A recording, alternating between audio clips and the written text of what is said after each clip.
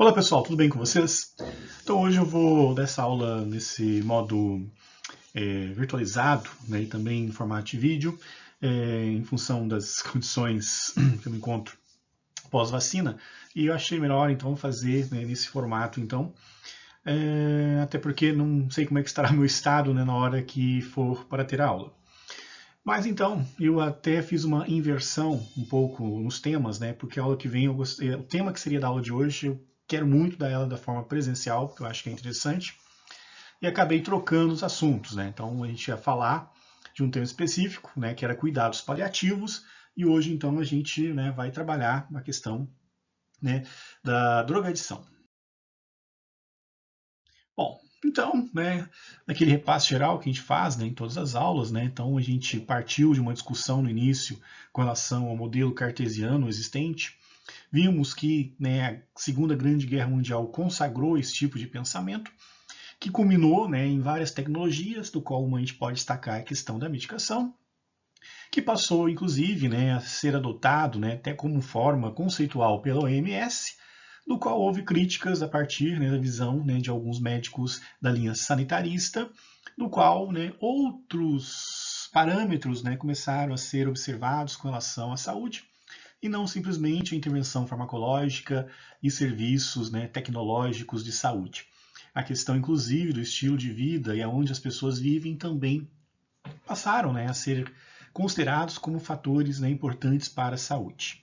E tivemos, né, no Brasil a construção do SUS, né, em meio a isso, né, uma discussão relativa, né, aos planos de saúde mundo afora, e, né, trabalhamos também as questões, né, da importância do autocuidado, da comunicação efetiva, e chegamos agora, né, à questão das compreensões, né, envolvendo educação e saúde, relação médica humanizada, do qual a gente trabalhou alguns temas, né, como a questão, né, das aspectos de identidade pessoal, a questão, né, referente a classes, etnias, gêneros, gerações. Também trabalhamos a questão do autismo e hoje nós vamos falar da questão referente, né, a drogas, né, a questão referente à drogadição, que é um problema de saúde pública acima de tudo. Apesar de existir componentes, né, relativos à questão legal, né, que envolve o uso ilícito de substâncias, mas acima de tudo é uma questão que envolve aspectos clínicos, sim. Né? Bom, dito isso, então, né, nós vamos continuar a nossa história e hoje nós vamos ter personagens diferentes na nossa história. Esse senhor aqui é, né, o sogro da senhora Metz, né, é o pai do esposo dela. Então, né, ele possui 61 anos, aposentado, bom nível social, plano de saúde, boa convivência familiar, independente, costuma se automedicar, se auto-intitula etilista social, enfatiza que não sofre de alcoolismo, fuma e tem, né, algumas doenças, né, que acabam não estando controlados, né, hipertensão, diabetes, um pouco de ansiedade generalizada, distúrbios cognitivos leves, insônia e gastrite. É uma pessoa que não cuida muito bem da sua saúde, né? E o seu filho, né, que é o esposo da senhora Metz, está preocupado, né, com a saúde do pai. Né? E a senhora Metz está preocupada com os dois, né, pois o marido dela, que tem 43 anos, tem mais de 5 anos que não vai a uma consulta médica e cuida menos do que o pai. Daí ela, né, adjetivou os dois, né, com esse termo aqui, e, né, remete a uma situação, né, que a gente vai abordar também posteriormente, que é mais específico da saúde do homem.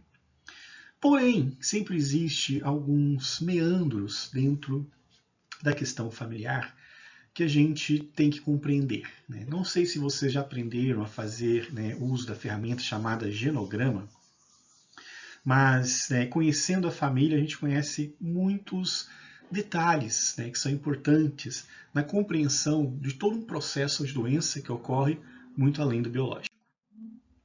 E o que acontece com esse senhor, né, é que no fundo ele anda também preocupado, né, com o filho que ele tem, de 28 anos, irmão mais novo do esposo da senhora Metz, que, né, aqui é representado com a sigla MAM, apresenta problemas comportamentais, né? E aqui estaria, então, esse rapaz que até no jeito de vestir está diferente. Pois bem, né? Nós estudamos, né, muito sobre a questão envolvendo os paradigmas da saúde, da forma de lidar com a saúde.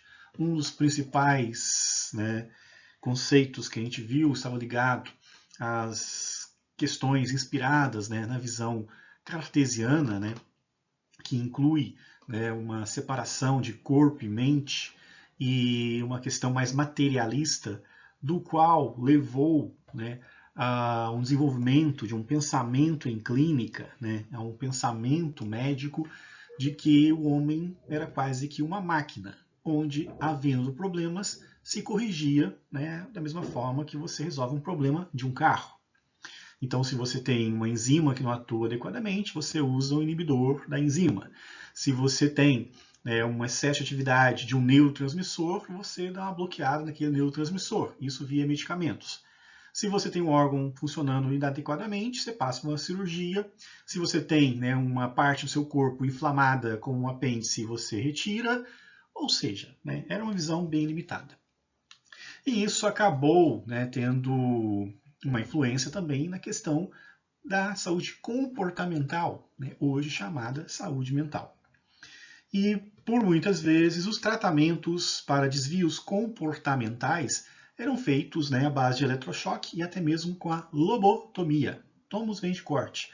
Corte, né, de parte do cérebro, no qual acreditava que se retiraria uma porção, né, do cérebro que não estava adequada e a pessoa teria comportamentos adequados.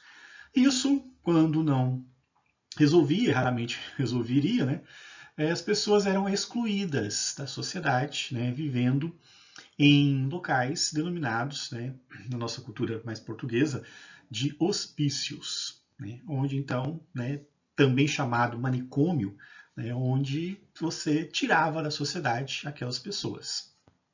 E era pelos mais diversos motivos. Tá? Acabou que esse tipo, né, de local não era somente para pessoas com transtornos mentais. Né? Qualquer tipo de comportamento considerado inadequado socialmente, as pessoas acabavam indo para esse lugar. E isso foi muito criticado, principalmente pelo Capran, no seu livro Ponto de Mutação. Bom, então, um exemplo que existe desta questão envolvendo transtornos mentais e essa forma um pouco mais cartesiana de lidar com isso, juntamente com uma visão da sociedade meio que preconceituosa e despreparada para lidar com isso, em termos familiares, está num filme que eu recomendo que vocês assistam, né, chamado Bicho de Sete Cabeças. Na verdade, esse filme é inspirado num livro, né, que chama Canto dos Malditos, e é uma história, né, baseado em fatos reais do escritor Austrégésilo Grana Bueno. Ele conta a sua história, né, de como ele conviveu em alguns anos da sua vida dentro de um manicômio. Né? Então, a partir do sucesso desse livro, né, foi então feito este filme, Bicho de Sete Cabeças, né, que se trata de um drama brasileiro do ano 2000, estrelado, né, pelo Rodrigo Santoro, e conta a história, né, aqui no caso, né, do personagem adaptado, né, que seria Neto, que na verdade é o Austrégésilo, né, que se trata de um jovem que é internado em um hospital psiquiátrico após seu pai descobrir um cigarro de maconha no seu casaco. Bom, o filme se passa na década de 70. Né? Hoje, né, as famílias têm o direito de contestar o uso de substância X, Y, Z de seus filhos. Mas, né, achar que se trata de um problema grave, sendo que não há nem sequer alterações comportamentais que justifiquem, foi o que deu a tônica para esse livro e este filme, porque pelo simples fato de estar com um cigarro de maconha, ele acabou parando em um hospital psiquiátrico e sendo tratado como uma pessoa portadora de um transtorno mental grave. E, né, como esses locais não tinham um preparo adequado, né, ele saiu pior do que entrou. Né? Ele teve que passar todo um processo de recuperação né, para superar os traumas vividos nesse local. Aqui é uma cena do filme, né, então é um ambiente totalmente hostil, né, e que é muito citado na questão para denunciar, né, as questões de maus tratos às pessoas com problemas mentais. Então, né, nesse filme, né, o personagem Neto é submetido a situações abusivas e o filme aborda a questão dos abusos feitos pelos hospitais psiquiátricos e também aborda a questão das drogas, relação entre pai e filho e consequências geradas na estrutura familiar. E eu acho importante, né, nem que seja, né, uma olhada na resenha deste livro ou do filme, né, para vocês terem uma compreensão, né, de uma necessidade que tem, né, de ter-se uma ação realmente humanizada e menos biomedicalizada, porque não dá para reduzir, né, toda essa situação, mesmo que fosse uma questão, né, mais grave, numa situação de quase que maus tratos, realmente, com as pessoas, né, que têm comportamentos diferenciados e que existem tratamentos, né, para isso. E na nossa situação específica, né, nós temos então, né, o nosso personagem de hoje, que, né, passa por uma situação um pouco semelhante. E antes da gente falar um pouco, né, da questão do paciente, do personagem propriamente dito hoje, vale ressaltar também as mudanças que tiveram em concepções de saúde, principalmente, né, no século XX, onde, né, o modelo cartesiano sofreu, né, algumas críticas, e uma delas, né, foi justamente do Sigmund Freud, né, que existe até, né, uma série na Netflix, né, que fala um pouco da vida dele, né. Freud, então, era um médico austríaco que começou a investigar mais o campo da mente para entender os processos de saúde e doença. Então, enquanto o pensamento cartesiano estava muito direcionado para a questão do corpo, matéria, ele fez um caminho inverso para tentar equilibrar essa situação, né, e teve como discípulo, né, o Carl Jung, que, né, são, né, os patriarcas, né, da psicanálise moderna, né, do qual, obviamente, sofreram muitas críticas, né, porque o modelo cartesiano estava muito vigente, com muitas evidências, né, na época, mas também com as suas limitações, obviamente. Na série até aparecem, né, alguns momentos onde isso se torna evidente. Mas foi então, a partir do pensamento de Sigmund Freud, principalmente, que se pensou numa forma diferente de tratar os transtornos mentais e não apenas quimicamente.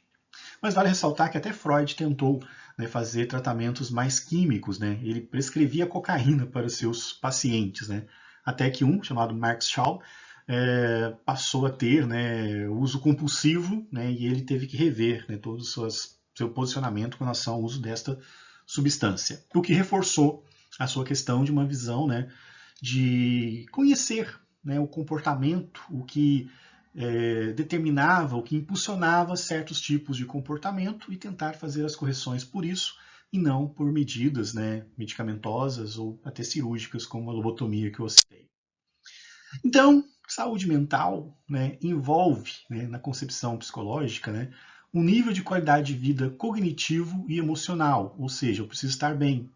Se ansiedade e depressão me atrapalha, né, isso afeta minha saúde mental. A questão cognitiva, eu preciso estar bem, né, entender como as coisas funcionam e ter condutas adequadas. Se eu não tenho as condutas adequadas, né, eu posso ter sérios problemas. E claro que, mesmo nessa condição envolvendo, né, o emocional e o cognitivo, ainda temos questões biológicas, né? A ansiedade, ela é determinada pelo que a gente chama de alcance de potenciais de ação, que são, né, trocas iônicas que acontecem nos neurônios e que mantêm a atividade do neurônio. Quando o potencial de ação é muito repetitivo, sem o descanso devido dos neurônios, a gente entra no estado de ansiedade.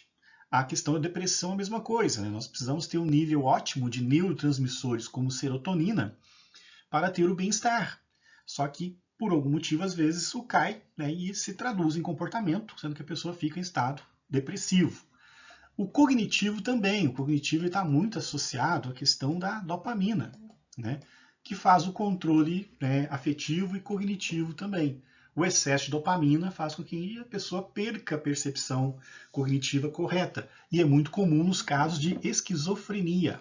A esquizofrenia é marcada por duas situações. Ou o receptor, né, onde dopamina se encaixa, é muito sensível, a resposta é exagerada, ou né, você tem uma grande produção de dopamina, que leva você até essa situação.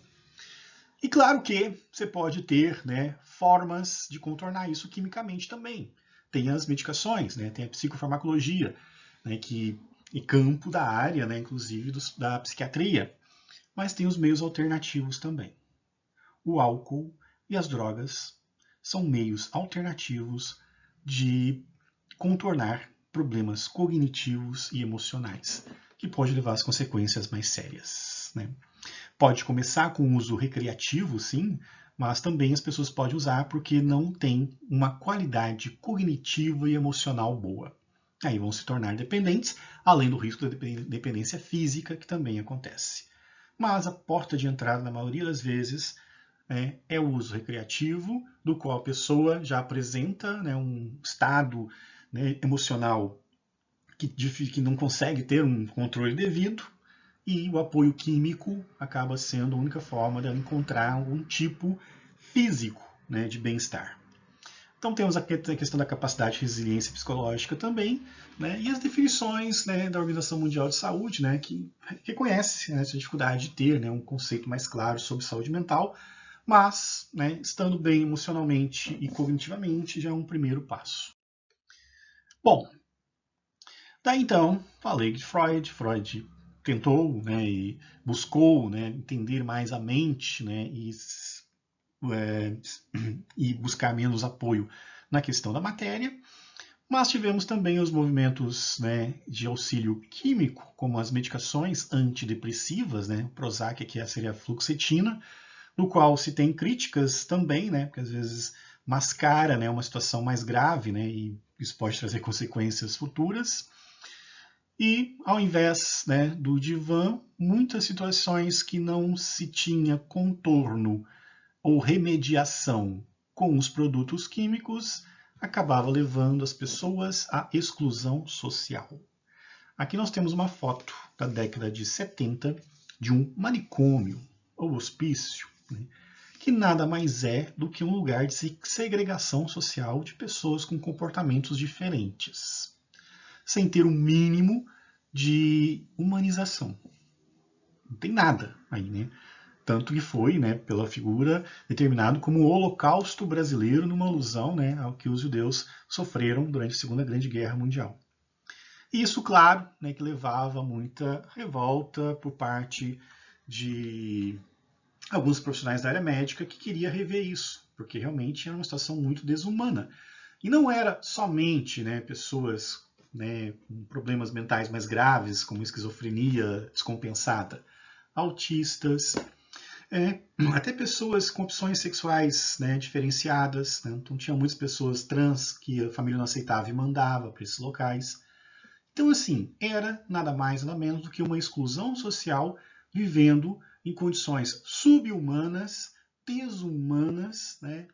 Que inclusive é retratado no filme que eu citei para vocês, chamado Bicho de Sete Cabeças. Né? E óbvio que isso gerou uma revolta muito grande, né?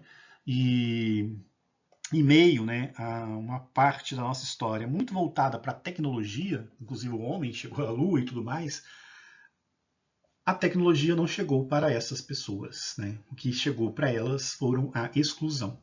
Até porque a tecnologia não seria suficiente, precisaria mesmo de ações humanas para isso. E assim, então, nós temos essa situação.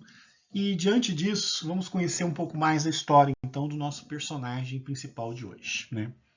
Então, né, ele vai ser apresentado pela sigla MAN, que é um jovem de 28 anos, filho de um empresário do ramo de calçados chamado RM, que é o sogro da senhora Metz e pai do marido da senhora Metz. Este era casado com WM, uma mulher que se considera de bom gosto e gosta de ocupar destaque na sociedade.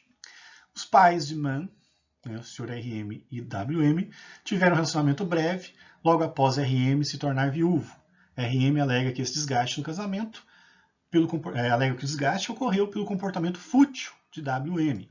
E ele se considera uma pessoa responsável, muito diferente dela. Né? Porém, RM sempre apresentou o hábito contínuo de beber, né, seja em casa, seja com os amigos, nega que tem alcoolismo e, né, se exalta como sendo um bom profissional.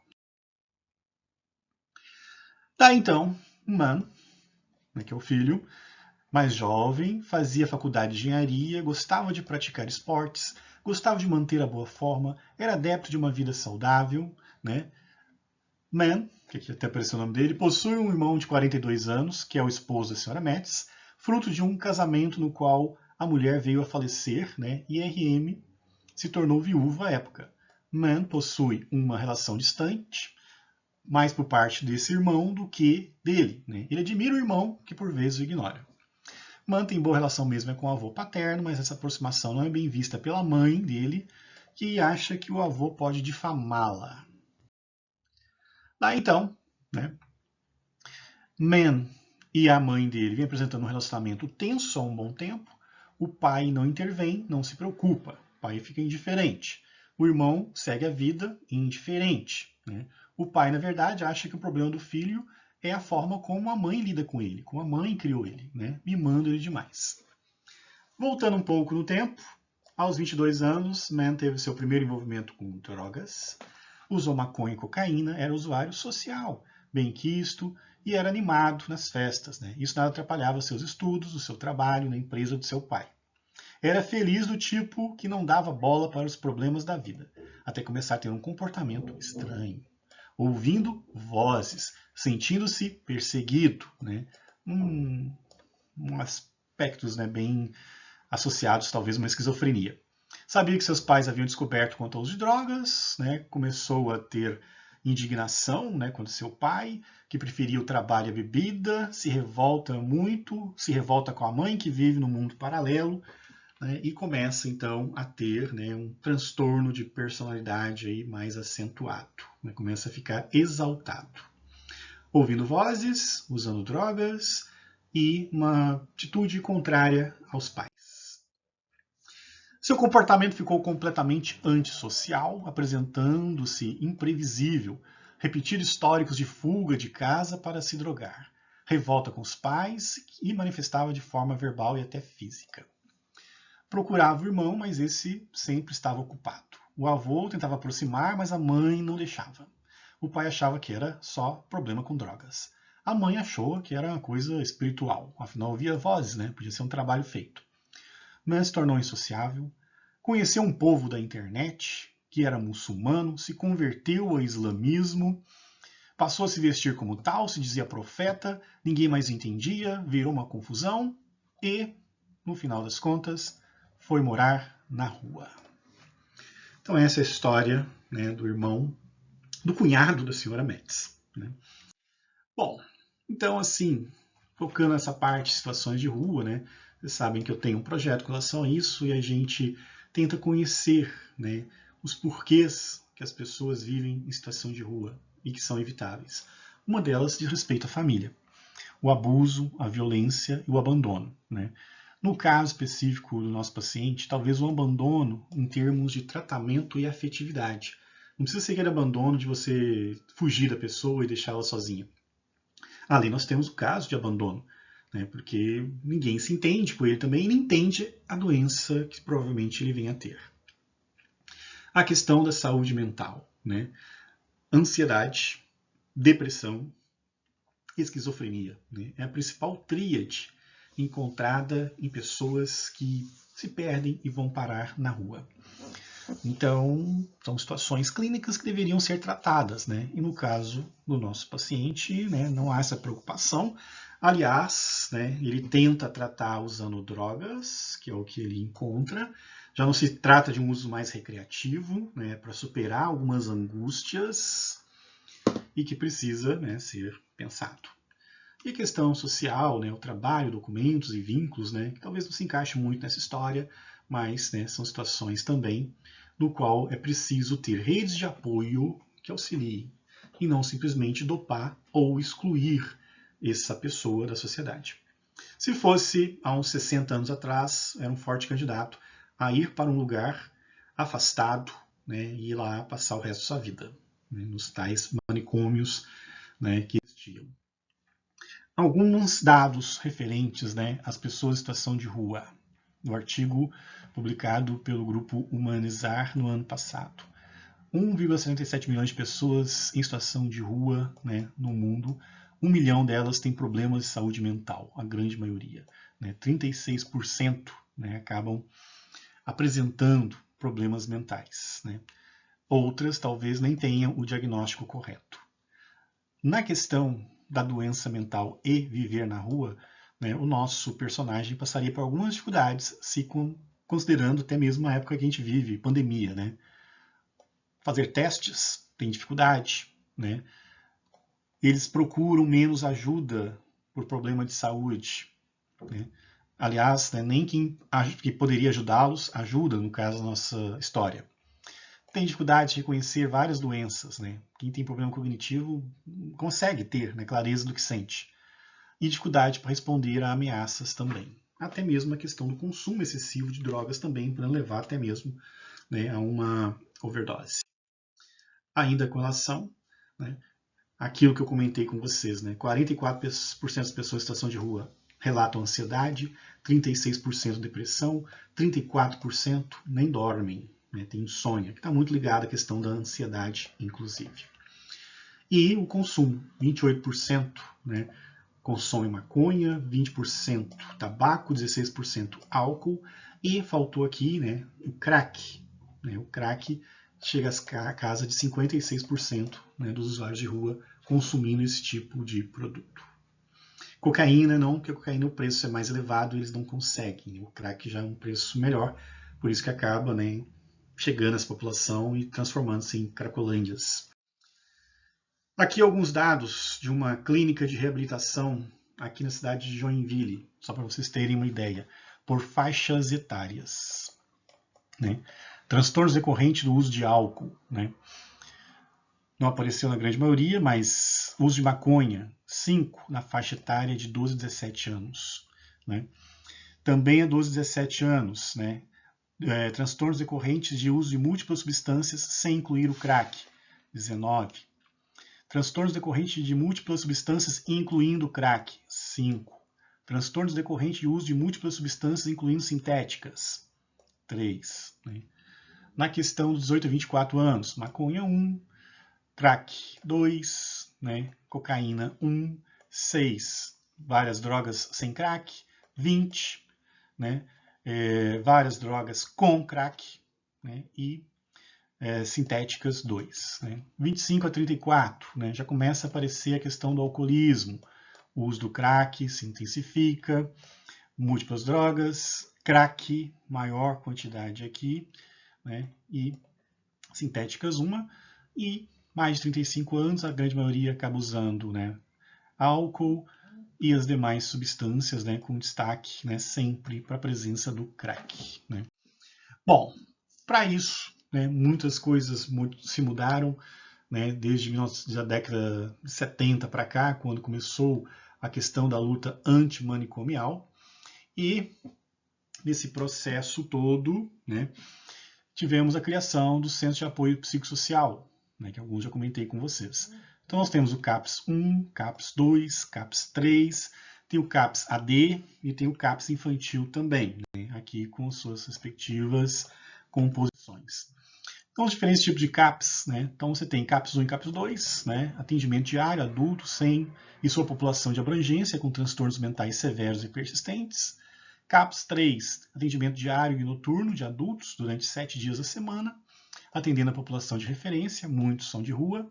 O CAPS I, que é o infantil, que seria útil para a questão, né, da outra personagem que a gente viu, que era filha da empregada da senhora Metz, e o AD. O AD para usuários de álcool, drogas, atendimento diário à população, transtornos decorrentes da dependência de substâncias psicoativas como álcool e outras drogas. Esse CAPS possui leito de repouso com finalidade exclusiva de tratamento de desintoxicação. Então nós temos, né, uma estrutura voltada para isso.